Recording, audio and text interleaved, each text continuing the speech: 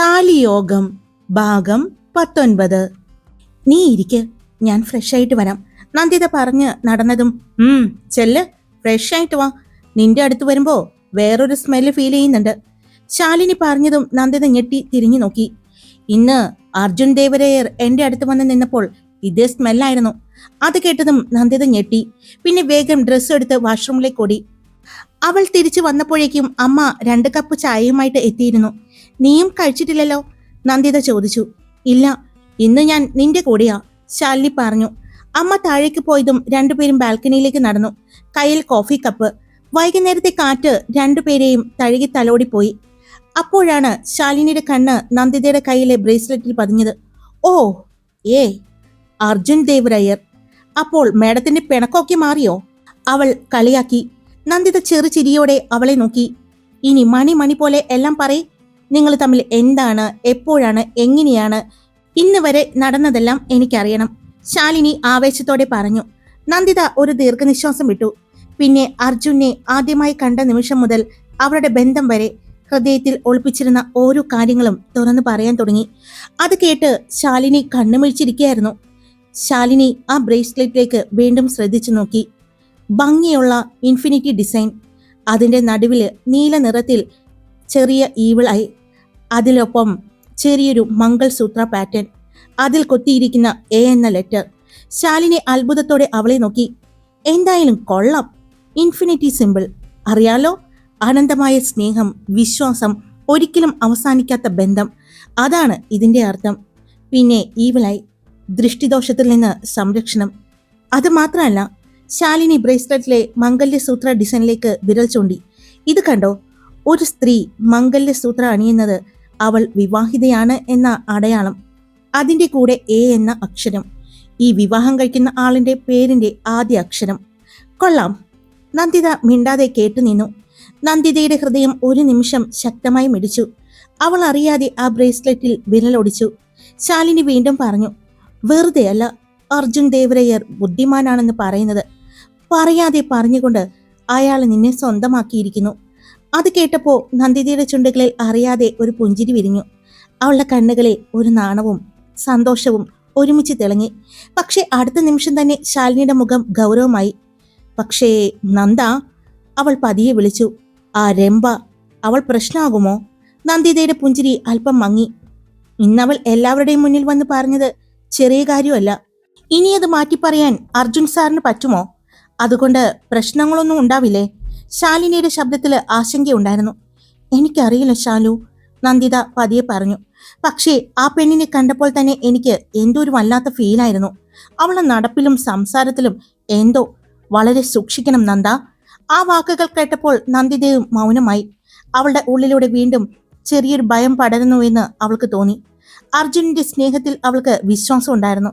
പക്ഷേ രംഭയുടെ കണ്ണുകളിൽ കണ്ട ആത്മവിശ്വാസം, പിന്നെ വിക്രം പറഞ്ഞു കേട്ട രംഭ, അർജുൻ പറഞ്ഞു കേട്ട രംഭ, അത് ഓർമ്മ വന്നപ്പോൾ നന്ദിതയുടെ വിരലുകൾ അറിയാതെ ബ്രേസ്ലെറ്റിൽ മുറുകെ പിടിച്ചു.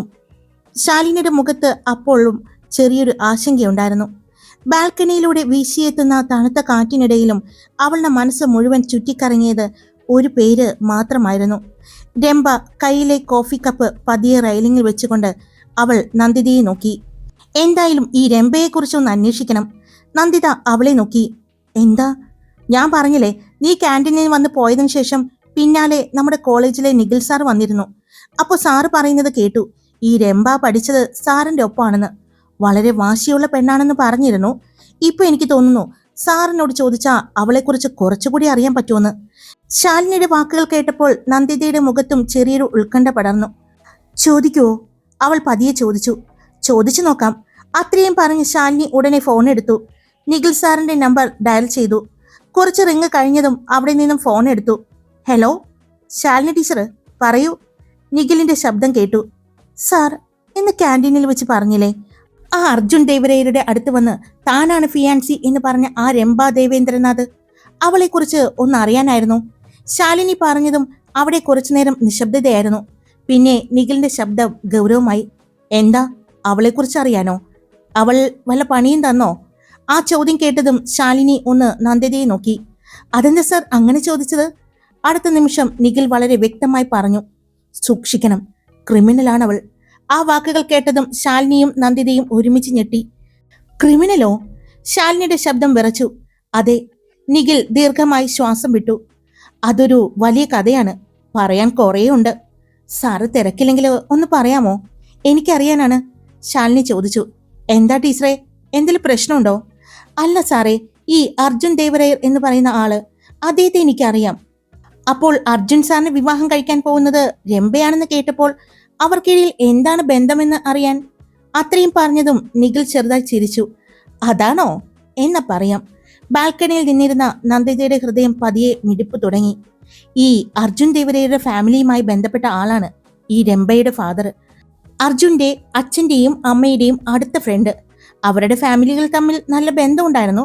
പക്ഷേ ഒരു ആക്സിഡന്റിൽ അർജുന്റെ അച്ഛനും അമ്മയും മരിച്ചു. ആ വാക്കുകൾ കേട്ടപ്പോൾ നന്ദിതയുടെ കണ്ണുകൾ നിറഞ്ഞു. നിഖിൽ തുടർന്നു. അന്ന് അർജുൻ വളരെ ചെറുപ്പായിരുന്നു. 10 അതോ +1 പഠിക്കുന്ന പ്രായം. അവന്റെ സഹോദരിയും വളരെ ചെറിയ കുട്ടി. ആ പ്രായത്തിൽ മറ്റാരെങ്കിലും ആയിരുന്നെങ്കിൽ തകർന്നു പോയേനെ. പക്ഷെ അർജുൻ, അവൻ വേറൊരു മനുഷ്യനായിരുന്നു.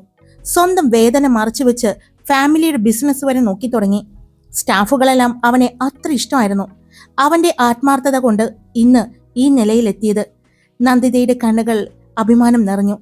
അർജുന്റെ മുഖം അവളുടെ മനസ്സിലേക്ക് വന്നു. പിന്നെ ഈ രംഭ. നിഖിലിന്റെ ശബ്ദം വീണ്ടും കടുപ്പമായി. അവൾ എന്റെ കോളേജിലായിരുന്നു പഠിച്ചത്. അർജുൻ ലോ കോളേജിലായിരുന്നു. 2 കോളേജുകളും നേർക്കുനേർ. അപ്പോൾ മുതൽ അവൾക്ക് അർജുനോടൊരു ഒബ്സഷൻ പോലെയായിരുന്നു. പക്ഷെ അത് പ്രണയം കൊണ്ടല്ല എന്നാണ് എനിക്ക് തോന്നിയത്. അർജുന്റെ പണവും സ്റ്റാറ്റസും കൊണ്ടായിരുന്നു എന്ന് എനിക്ക് തോന്നിയിട്ടുണ്ട്. പക്ഷെ ചില നേരത്ത് തോന്നും അവൾക്ക് അവനെന്ന് വെച്ചാൽ ഭയങ്കര ഭ്രാന്താണെന്ന്. വളരെ അഹങ്കാരിയായ ഒരു പെണ്ണ്. പണമില്ലാത്തവരെ മനുഷ്യനായി പോലും കാണില്ല. അവളുടെ ലെവൽ ഉള്ളവരോട് മാത്രമേ അവൾ സംസാരിക്കൂ. പക്ഷേ അർജുൻ അതിന്റെ നേരെ മറിച്ചായിരുന്നു. എല്ലാവരോടും ഒരുപോലെ. പഠനം, ഓഫീസ്, സഹോദരി, അതായിരുന്നു അവന്റെ ലോകം. നന്ദിതയുടെ ചുണ്ടുകളിൽ ചെറിയൊരു പുഞ്ചിരി വിരിഞ്ഞു. പക്ഷേ രംഭ, അവൾ ദിവസവും അർജുനെ കാത്ത് കോളേജിന്റെ പുറത്ത് നിന്നിരിക്കും. അവന്റെ പിന്നാലെ നടക്കും, സംസാരിക്കാൻ ശ്രമിക്കും. പക്ഷേ അർജുൻ ഒരിക്കലും അവൾക്ക് ഇമ്പോർട്ടൻസ് കൊടുത്തിട്ടില്ല. ശാലിനിയും നന്ദിതയും മിണ്ടാതെ കേട്ടു നിന്നു. പിന്നെ നിഖിലിന്റെ ശബ്ദം അല്പം ഗൗരവമായി. പക്ഷെ ഒരിക്കൽ വളരെ മോശമായൊരു സംഭവം ഉണ്ടായി. എന്താ? ആകാംക്ഷയോടെ ശാലിനി ചോദിച്ചു. നന്ദിത പേടിയോടെ ശാലിനിയുടെ കയ്യിൽ പിടിച്ചു. അർജുന്റെ കൂടെ പഠിക്കുന്ന ഒരു പെൺകുട്ടിയുടെ അനിയത്തി ഞങ്ങളുടെ കോളേജിലായിരുന്നു. ഒരു ദിവസം കോളേജ് വിട്ടു പോകുമ്പോൾ ആ പെൺകുട്ടി സ്വന്തം ചേച്ചിയെ കാത്ത് ഗേറ്റിന് മുന്നിൽ നിന്നു. അപ്പോൾ അർജുനും അവളുടെ ചേച്ചിയും സംസാരിച്ചുകൊണ്ട് പുറത്തേക്ക് വന്നു. അവളും അവരോടൊപ്പം ചെന്ന് സംസാരിച്ചു. ആ കുട്ടി അർജുന് അവളുടെ ഫോൺ കൊടുക്കുന്നതും അതിൽ അവൻ എന്തോ ടൈപ്പ് ചെയ്ത് തിരിച്ചു കൊടുക്കുന്നതും കണ്ടു. അത്രമാത്രം. അടുത്ത ദിവസം നിഖിൽ ഒന്ന് നിർത്തി. ആ കുട്ടിയുടെ മുഖത്ത് ആസിഡ് ഒഴിച്ചു. എന്ത്? ശാലിനി ഭയന്ന് വിളിച്ചു. നന്ദിതയുടെ കയ്യിലെ കോഫി കപ്പ് വിറച്ചുകൊണ്ട് താഴേക്ക് വീണു. ഭാഗ്യം കൊണ്ട് ആ കുട്ടി ബാഗ് കൊണ്ട് മുഖം മറച്ചു. അതിനാൽ മുഖം മുഴുവൻ പൊള്ളാതെ രക്ഷപ്പെട്ടു. പക്ഷേ കവളിൽ പൊള്ളലിട്ടു. നന്ദിത തളർന്ന് റെയിലിങ്ങിൽ പിടിച്ച് ഇരുന്നു പോയി. എല്ലാവർക്കും അറിയാമായിരുന്നു അത് ചെയ്തത് രംഭയാണെന്ന്. പക്ഷേ തെളിവില്ല. ആരും സാക്ഷി പറയാനും തയ്യാറായില്ല. കാരണം അടുത്ത ആസിഡ് അവരുടെ മുഖത്താകും എന്ന് എല്ലാവർക്കും അറിയാമായിരുന്നു. നന്ദിതയുടെ ശരീരത്തിലൂടെ ഒരു ഭയം പടർന്നു. പിന്നെ ആ കുട്ടി ഹോസ്പിറ്റലിൽ കിടക്കുമ്പോൾ രംഭ അവിടെ പോയിരുന്നു. പോയിട്ട് പറഞ്ഞത് എന്താണെന്നറിയോ? നിഖിലിന്റെ ശബ്ദം വിറച്ചു. എന്റെ അർജുനോട് സംസാരിച്ച നാവാണ് ചുട്ടു കളയേണ്ടിയിരുന്നത്. ഇനി അവനോട് സംസാരിക്കരുത്. ഇത് ചെയ്തത് ഞാനാണെന്ന് പറഞ്ഞ നിന്റെ കുടുംബത്തെ ഞാൻ ഇല്ലാതാക്കും എന്നാണ് പറഞ്ഞത്. ആ വാക്കുകൾ കേട്ടതും ശാലിനിയും നന്ദിതയും തമ്മിൽ നോക്കി. രണ്ടുപേരുടെയും മുഖത്ത് ഒരേ ഭയം, ഒരേ ഞെട്ടൽ. അർജുന് ഇതെല്ലാം അറിയോ? ശാലിനി പതിയെ ചോദിച്ചു. അറിയാം. അവൻ അവളെ ചെന്ന് കണ്ടു. അവളെ വഴക്ക് പറയുകയോ ദേഷ്യപ്പെടുകയും അടിച്ചൊന്നൊക്കെ കേട്ടിട്ടുണ്ട്. പക്ഷെ കേസൊന്നും ആക്കരുത് എന്ന് ടീച്ചർമാർ തന്നെയാണ് പറഞ്ഞത്. കാരണം തെളിവില്ല. അത് മാത്രമല്ല, അവളുടെ ഫാമിലിയുടെ സ്വാധീനവും വലുതായിരുന്നു. നിഖിലൊന്ന് നിശബ്ദമായി. പിന്നെ വീണ്ടും പറഞ്ഞു, ഇതൊന്നുമല്ല, ഇനിയും ഒരുപാട് കാര്യങ്ങളുണ്ട് അവളെക്കുറിച്ച്. അവളൊരു സയന്റിസ്റ്റ് ആണെന്ന് പറഞ്ഞില്ലേ? മെഡിസിനും കെമിക്കൽ പരീക്ഷണങ്ങളും അതൊക്കെ തന്നെയായിരുന്നു അവളുടെ അന്നത്തെ ഹോബി. നിഖിൽ സാറിന്റെ ശബ്ദം ഫോണിലൂടെ വീണ്ടും കേട്ടു. പക്ഷെ ആ സമയം നന്ദിതയ്ക്കും ശാലിനിക്കും ഉള്ളില് ഒരു അസ്വസ്ഥത മാത്രമായിരുന്നു. അതുകൊണ്ട് തന്നെയാ ഇപ്പോൾ അവൾ അത് പ്രൊഫഷനാക്കിയിരിക്കുന്നത്.